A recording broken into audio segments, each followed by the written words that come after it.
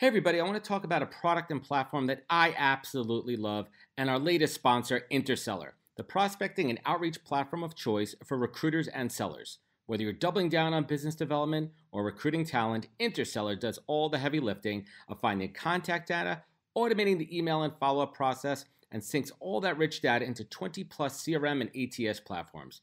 Reach out now and get going on a 2-week free trial and let them know you heard about it from Adam on the podcast today. Check out the link on the website. Appreciate it. Welcome to the podcast, where we introduce you to incredible humans who share their journeys with the mission to inspire you to harness your own inner tenacity to drive your life and career forward. And now, your host, Adam Posner.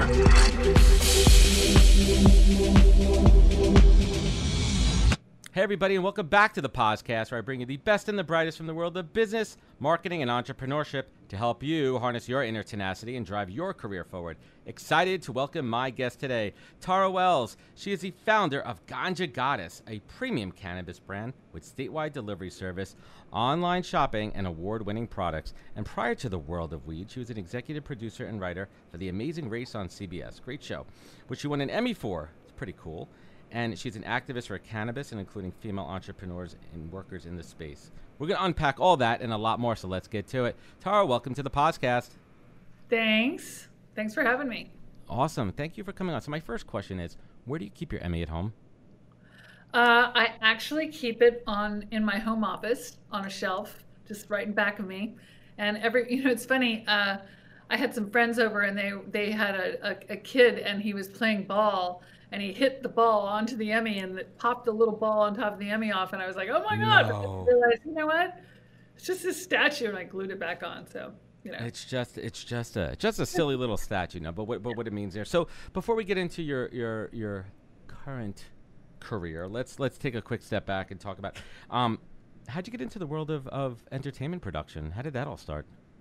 Well, I've always been really interested in entertainment. And so even as a little kid, I used to rally up all the kids in the neighborhood and put on these little shows and make all the parents come, and we'd dance and sing and do little skits. And so I've always really loved that. So I went to school in television and film production and at the University of Miami. And then I moved to Hollywood like the minute I graduated, literally the next day. And I started in music videos and did a lot of music videos and concerts. And then when reality TV started picking up, a lot of energy and steam, I kind of segued my career into that and did a lot of writing and producing, executive producing. And, that was kind of my trajectory. And you found your way onto the Amazing Race. What made you make that decision? Was it reaching the pinnacle of success that made you say, okay, I'm ready to make that switch? What was really that impetus, that spark, pun intended, into the world of cannabis? Well, it was kind of multi-pronged. I was not a big cannabis user at all. I didn't use cannabis at all in my 20s. And I got really pretty burned out doing production. But anyway, a friend of mine loved cannabis. He used it every day. He was an editor and a director himself. And he was, talked to me a lot about how it really helped his creativity. So I became interested in it. So there was that. Then I also am a really avid gardener. I love to garden. I always have. And so I was sitting on my porch one day, and I was with some friends, and a friend said, "Hey, your tomatoes are like growing over the roof. What are you doing?" And I said, I just grow tomatoes well. Got a green thumb. So, yeah. And then I decided, hey, you know what? If I'm growing tomatoes, maybe I'll try cannabis, because I was interested in both the healing aspect and creativity. My partner really loved cannabis. So, I grew some, and it was amazing. And I started making tinctures and brownies. And from there, I went to Burning Man. The first year that I went to Burning Man, I made pot brownies as my gift, because it's a gift economy rather than just a regular, buy things. And of course, in my camp, there was I gave out all my brownies really fast. Everybody wanted more and more. And I was very popular my first year of Burning Man. And in my camp, there was a guy that had a dispensary in Los Angeles. And he said, you have to make these brownies for my dispensary. And I was like, yeah, I'm really busy. I don't have time. And he said, no, just do it. It'll be an amazing second business for you. And I said, okay. So I did it, and they sold out, and I started making more and more and more. And then I realized also that, hey, maybe I should take a break from production for a little while, because this new business was just going gangbusters. So I did, and it really escalated from there. I also was very much into the healing aspect of cannabis. In my family, there was somebody that had cancer, and she used some tincture of mine that I made. She was very resistant. She was in her 80s, and it was Thanksgiving. So we all took cannabis with her the morning before the meal, and she really felt it in a way that I'd never seen before, and was able to eat. She wasn't eating well. So that was really kind of interesting to me that works. It's an eye-opener. Yeah, it's an eye-opener, and so many people who really aren't educated, the first thing they think about is, what people think about, smoking weed and getting high, but it's not about that. There's so many incredible medicinal components to it. It's really an amazing plant when you break it down and all the different components of it. And, even think about the CBD craze, right now, and all the, I'm a very avid, I've been utilizing CBD for my own regimen for sleep and anxiety for 4 or 5 years now. So really thinking about the other purposes of it. When you started, what was the regulation like in California? Well, when I started, it was all medical. And so there was a little bit more to navigate to dispense to medical patients. It was only medical cooperatives, actually. So it was a little bit trickier than it is now. As far as, there was simplicity to it, but there was also, the law was a little bit vague. But it was very much a patient-oriented thing. Right. The thing that I like about cannabis is that it has a lot of different layers. You can use it for pain. You can use it for, lessening your anxiety. It really helps sleep. But I've always felt that the important thing is to find the right dose for you, for what you want. You can, there's a certain dose that'll make you really happy and creative and get, you see things from a different perspective. It kind of ignites things in your consciousness, I believe, both creatively and spiritually. So there's that. Big. And understanding the difference between, a sativa, right, and an indica. And I think knowing which one works, there's different benefits. And I always kind of think about, if I ever forget, I think sativa like party, it's going to give me energy, because I know how how I affect on sativa. And indica, I always think like indica chill. Right, so that's why whenever I'm thinking about cannabis and I explain it to people, I keep it really simple. And it's about finding your mix, finding what you're comfortable with, and really thinking about why you're using it and the desired effect, because it's not for everybody. Right? Well, I feel like at this point in the kind of the way that we've cross-pollinated so many strains, there's very, very rare that you run into a straight sativa or a straight indica. Almost everything is cross, and it's very difficult to get. You'll have a sativa dominant or an indica dominant, but most things are a pretty big cross between the two of them. So that's why I think dosage is important. For instance, my perfect dose, just to be relaxed but not too high, just like simple relaxation, is about 2 milligrams, 2.5 milligrams.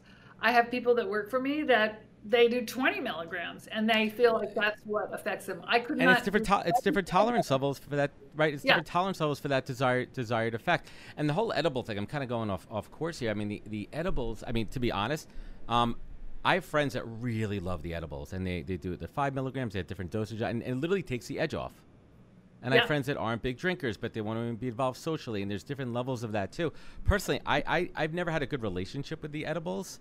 Somehow the way it works with my body, and that's a good example. Like, it doesn't, what's the word I'm looking for? I just don't ingest it well. It doesn't integrate into my my bloodstream the right way with a good effect. That's interesting. I mean, I do feel that it is about dosage, and going back to what you mentioned, alcohol versus cannabis. there's a lot of new studies, especially just recently in the last 3 weeks, some studies have come out that any amount of alcohol at all destroys your brain matter. Oh, yeah. So, I love wine, but I realized, I really like the effect of cannabis more than alcohol. Alcohol is a depressant. Cannabis is not. And so we have, for instance, at Ganja Goddess, we have these amazing little drink packets that you can put into soda water. And it's 2.5 milligrams, and it tastes like a lemonade, and it's like fantastic. We also have canned things that are higher dosages, but like I carry the packets everywhere, and instead of getting wine, I just get a bottle of soda, flat sparkling water, and I put the little cannabis in, and I'm good to go. And I love it.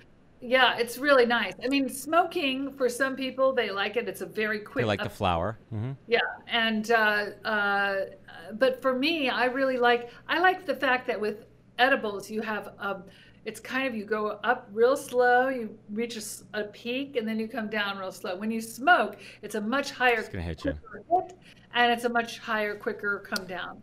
So it's different strokes for different folks. So let's talk about building the business. Now, is it fully vertically integrated? Are you just distributing? Are you working with partners? Are you growing? Tell us a little bit about the business. Well, I have actually done everything in the business. I've grown, I've created products. We have one of the largest delivery companies in the state of California. And we also have a CBD company that distributes all over the United States, CBD Goddess. Ganja Goddess is for customers only in California at this time. And CBD Goddess, we distribute all over the United States. We do not grow currently at all. We have a partner in the Oakland area who is a social equity partner that we support and work with, that is a grower. But we handle, we have so many different products. We probably have almost 200 products right now that we carry on our site with lots of different producers. Fantastic. So we have tons of different strains of flowers, oils, edibles, topicals. We really kind of run the gamut. It's really incredible to see the growth of it. I want to double back and kind of unpack your creative process for a minute here. And I read in an interview with Forbes that you said, quote, "Living by the ocean was a true gift. I got a deep drink of nature, and that has fueled my creativity in life." I thought it was interesting and it made sense, but I was wondering if you could elaborate a little bit more on, your creative parts and what really inspires you creatively and gets your juices flowing, aside from the cannabis. Well, boy, if I had the complete answer to that, then I would be a genius. But I think creativity really is just following your own source of joy in a way, and what interests you. Creativity is, you can cultivate it, and you can also realize that it's very fleeting, so you have to capture it when it comes and goes. But I really just I think personally that we're all very, very, very creative beings. And it's trusting what your intuition and your creativity is telling you, or what you desire, and what you're put on earth to kind of emanate and give to other people and to yourself. It's what satisfies you. Totally. Sometimes it's cooking an amazing meal, or designing a beautiful space, or creating a movie, or writing a book, or planting a garden. Even raising kids is very creative. It's everything. Oh yeah, I love it. Is with creativity. But really what motivates me too, I mean, when I was talking about growing up near the ocean, it's a real, the ocean is this amazing natural entity on earth that makes you feel good. The air around the ocean is great. The water feels great. Being in the ocean is great. It's just a super beautiful, immersive experience. Oh, totally. I couldn't agree more. I've lived next to the water. I mean, and we're literally a stone's throw from the Atlantic here in South Shore, Long Island, and I couldn't imagine anywhere else. And it's interesting. During peak COVID, I contracted it, my kids contracted it, and we were okay. And the one place that we could go in the car ride was to the beach before anything was open. And it was just literally a literal breath of fresh air to be out on this empty beach. Yeah. And the ocean and the waves, and it's just a magical powers here. So we were talking a little bit before we got on the air that one of the things that I love to do on the show is do the look back, right? So in the position that you're in now, in life, in business, when you look back on your early days in the entertainment industry, were a couple of those key lessons that you're only realizing now that you experienced then that have really set you up well for where you're at right now? Well, I think being a producer in the entertainment business, you have to deal with you juggle a lot of things. You're constantly dealing with a lot of different people. Situations come up that are difficult that you have to handle and make happen like immediately. You're constantly learning new ways of solving problems. And so that definitely has helped me in every area of my life, that when somebody says no, or you hit a roadblock, or there's a disaster, which happens all the time, that you, instead of being discouraged, that you just look at it and say, okay, what is another way of handling this? How can I solve this problem so it works for me and everybody else involved? And I think that has really served me well. And that was one of the big skills I learned as a producer, is that, everything is solvable. You just have to find the key to it. Sometimes that can be elusive, but you can find it. Yeah. And while we're hitting the rewind button, you talked about entering the cannabis industry in the early 2000s, and there was an undeniable bro culture about it. How did you adapt back then, and what steps have we made to progress out of it? Well, our society is very much a patriarchal society still.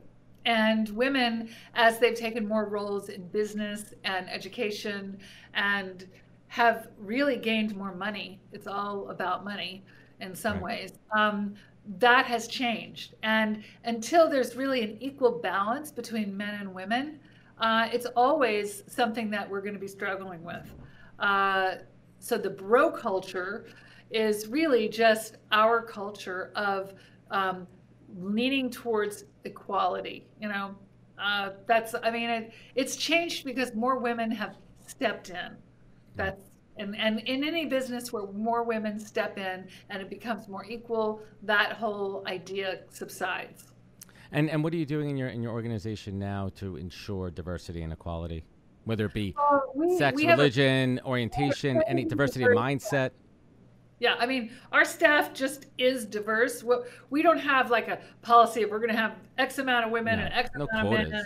No, what we have is we try to hire the best person for the job, and we really promote from within. So, I'm obviously more inclined and hope, I like hiring women, men, every ethnic person.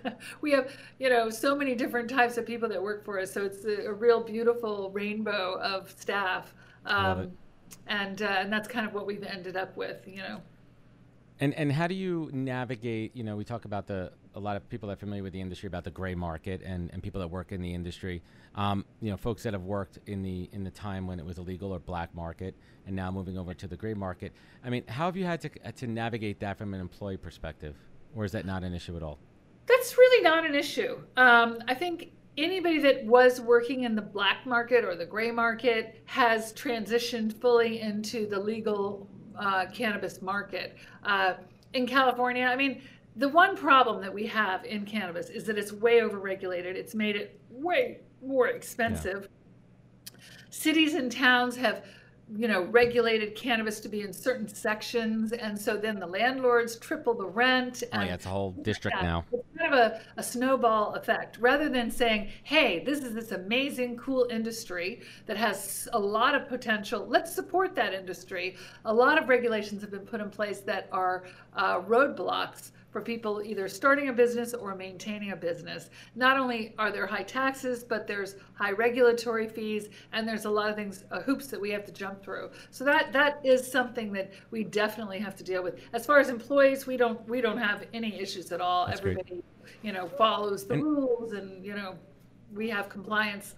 We actually have a compliance officer on staff who just makes sure that we follow all the regulations in the different places that we do business. Yeah, it's got to be a lot to navigate. And Tara, thinking about navigating, and pun intended here, we think about delivery. Talk a little bit about the challenge that's like the holy grail, right? It's like getting your cannabis in 10 minutes or less, like pizza. But that had to be bumps in the road and difficulties, and a total game changer. You don't even have to leave your house now. Yeah, I mean, and quite frankly, the year of COVID was an amazing year for us because so many people transitioned to ordering online and having it delivered. So that was really great for us. And I mean, we already had the whole system set in place. You know, had been doing it for many years, but The logistics. more and more people were ordering online so that they didn't go out and they didn't have to go into and So- meet the public. And it's also easy. I mean, you know, you go on your computer, you look at what you want, you put it in your cart, and everybody's used to buying on Amazon and buying. Yeah, on it's easy. It's second nature at this point, and it's preferred. It was a pretty easy transition, I think, for most customers. That's fantastic. I wish they had that here in New York. So would you say that the pandemic has been a good silver lining for business? For our business, it has been your business. Definitely. I mean, we had to do a lot of work. You know, we had a lot of COVID protocols within our warehouses and offices that we've had to really maintain standards. And I'm really proud that we started them way before the United States had them mandated. When I first heard about what was happening in February of last year, I really got on it. And so, you know, we were a little bit ahead of the curve in that way. I mean, it's been difficult for everybody because, you know, some people get sick and you have to handle things. So it's definitely been good and bad. I think everybody's had that experience. Yeah, it's been a mixed bag there. I want to double back to something, talking about the evolution of the cannabis industry, and especially going from a bro culture to such a more accepting place right now. So if you had a recent female graduate in front of you right now and she said, I want to get into the cannabis industry, what advice would you give her to be successful? Well, I would say it's just like any other business. Cannabis is no different than any business in that you have to learn what is cannabis about. Why are you interested in it? Are you interested in the healing aspect? Are you interested in, you know, there's so many aspects of cannabis now, just like if you go into any business, you have a lot of different aspects of it. So learn everything you can, educate yourself. And, you know, you look at where you want to start and just, you know, work your way up. I think that's kind of, it's no different than any other business. Other than the fact that it's a great herb and it heals and it's fun and well, there's that's the thing about it. Right now. You're in a feel good. Industry. Interesting you say that, infancy in the industry. I mean, what are your thoughts on, you know, federal regulation, legislation to make it nationwide, like recreational acceptable? I think that's inevitable. Most states want the taxation money and the income. And as a culture, we're leaning more into the cannabis culture and leaning away from the alcohol culture. It'll be a slow transition, but I do think it'll happen. I think it'll happen in the next couple of years, actually. I truly hope so. What's been the greatest innovation in the cannabis space that you've seen from a product perspective? Innovation. You know, I think... Is it growing? Is it the knowledge? The products that are available now. I mean, it used to be just smoking a joint. That's how you had cannabis. The fact that we have oils and we have topicals and we have every kind of edibles, tinctures, anything. I think all of that is a great innovation that we've had. But I would say probably, I mean, I think that it will continue too. So I think the various consumption, the options for consumption have really helped with the stigma of cannabis and opening up people's eyes to it, who were traditionally maybe a little bit more standoffish and just thought about, you know, being quote unquote potheads until they actually realized that it's not just about recreational smoking, all the benefits of it.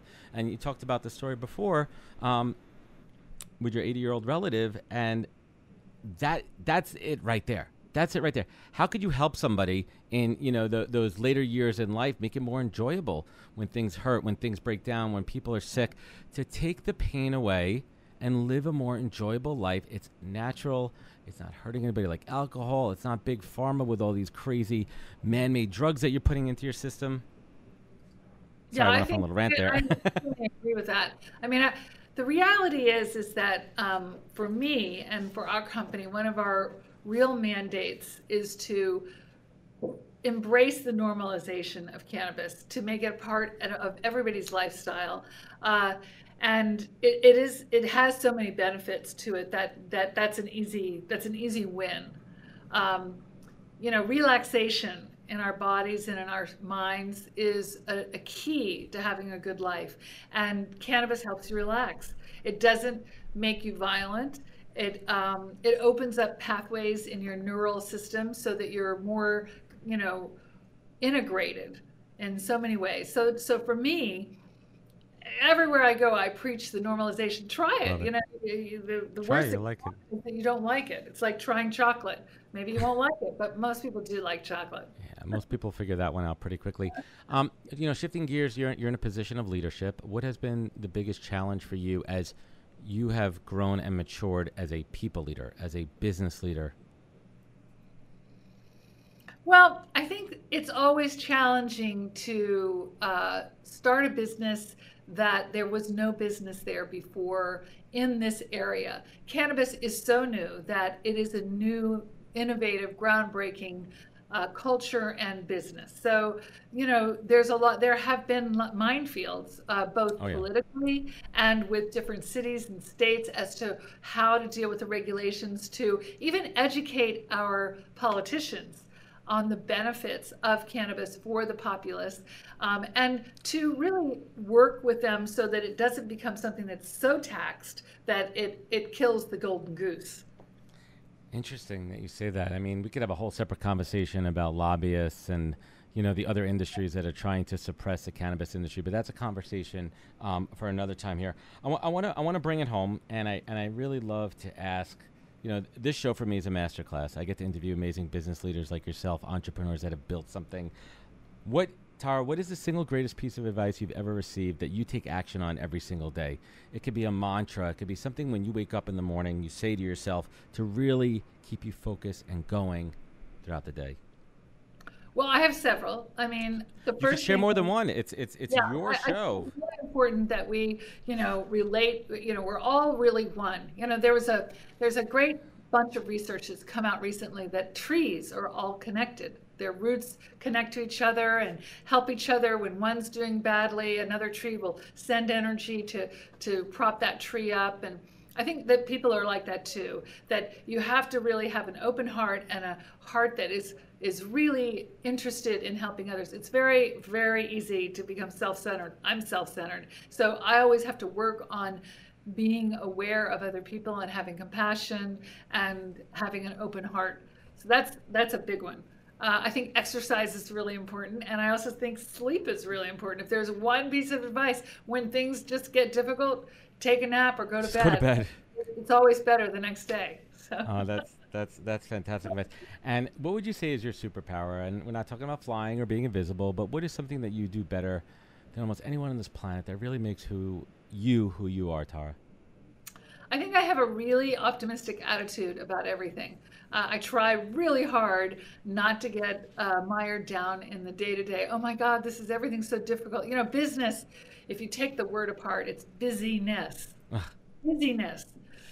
Great. You're always busy when you're dealing with business. But if you can look at the bigger picture and realize, hey, we're on the planet for like a little tiny bit amount of time, and so have fun with it and enjoy it and love the people that you're with, Oh, that's good. And last but not least, you look back on your life and you think about those times that were tougher. We all have our struggles in life, and you've had to pull yourself up and harness your own inner tenacity to really pull yourself forward. And on the flip side of that, you look where you are now. You built this amazing company, this organization, and you want to show gratitude. What keeps you in focus? What is your compass? Tara Wells, what is your North Star? Well, I think probably, love and having people that in my life that I love really strongly and that I can always go back to. I have a really great family that I have a lot of support from and with, and that's super important to me, I love it. Tara, thank you so much for joining me. Hang with me here a moment. I appreciate you. I appreciate your time. Thank you so much for sharing your story and your journey with us. I want everybody to check out goddessdelivers.com, GODDESS delivers.com, and that's only if you're in the state of California, correct? For cannabis, but GanjaGoddess.com. GanjaGoddess.com is really our overall website for everything in California. And cbdgoddess.com is our all of the United States. That's awesome. And where could folks connect with you personally? Where could they find you? Well, if you go to ganjagoddess.com, you can go to info@ganjagoddess.com. And they can find everything there. Tara, Yeah. I appreciate you. Thank you so much for joining me. Hang with me for one moment as I sign off. And everybody who's joining us on the podcast today, if you enjoyed this, leave a review or rating. It goes a long way. Sharing means caring, right? Pass that along. You can find everything at thepodcast.com. Remember, take care of each other, look out for one another, and catch us next week for another great episode of the podcast. Wisdom is forever, but for us, it's time to go. Thank you for joining us. Luckily, we'll be back with our next episode soon, jam-packed with more incredible humans. Thank you for listening, subscribing, and sharing. To join the conversation, search the podcast on LinkedIn. And to catch up on past episodes and more info, please visit www.thepodcast.com.